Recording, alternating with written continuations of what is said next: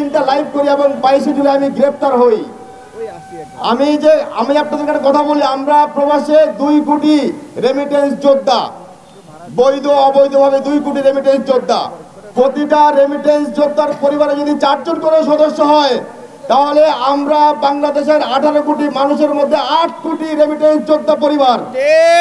অথচ এই 8 কোটি রেমিটেন্স যোদ্ধা পরিবারের কোন উপদেষ্টা পদে আমাদেরকে মূল্যায়ন করা হয় নাই। আরে ভাইরা, নারী সংরক্ষিত আসন 50টা থেকে 100টা করতেছে, অথচ একটা শক্তিশালী রেমিটেন্স খাত গঠন করার জন্য আমাদের সংরক্ষিত আসন দেওয়া হয় না।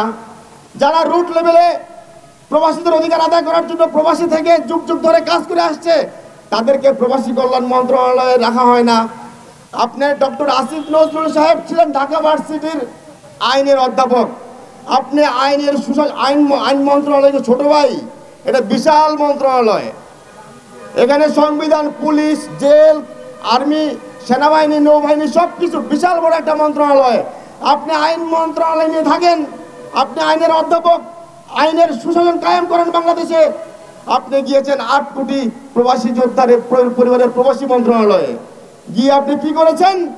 আমরা যারা হাজার হাজার রেমিটেন্স যোদ্ধারা এই গণ অভ্যুত্থানের মধ্যে আমাদের নিজের উজ্জ্বল ভবিষ্যৎ ধ্বংস করে, আমাদের পরিবারের উজ্জ্বল ভবিষ্যৎ ধ্বংস করে আমরা রাস্তায় নেমে এসেছি, রেমিটেন্স শাটডাউনের ঘোষণা দিয়েছি।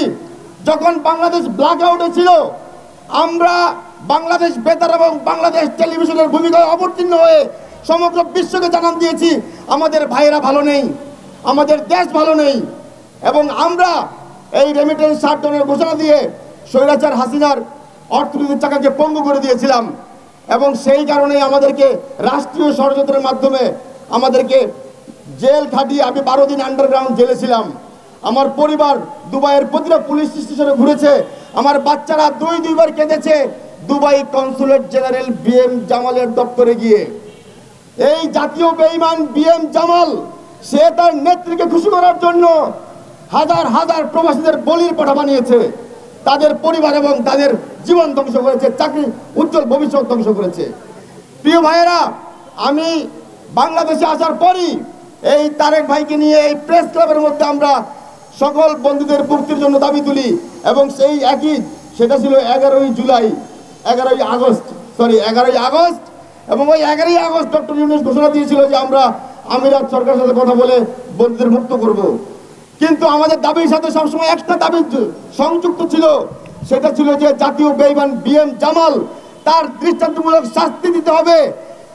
যার কারণে হাজার হাজার প্রবাসীরা বলির পাঠা হয়েছে, সে আমাদের নামের লিস্ট করে দুবাই প্রশাসনকে দিয়েছিল। সে আমাদেরকে দেশ বিরোধী, জঙ্গলি এবং আমাদেরকে মোটামুটি আমাদের সহযোদ্ধাদেরকে একটু কাছাকাছি আসার অনুরোধ করব। আমাদের সাংবাদিক ভাইরা একটা ছবি তুলবে, একটু সবাই কাছে আসি সবাই। হ্যাঁ, অনেক ধন্যবাদ। আমরা দাঁড়িয়েছি 2টা মিনিট ব্যয় করেছি প্রবাসী ভাইদের জন্য।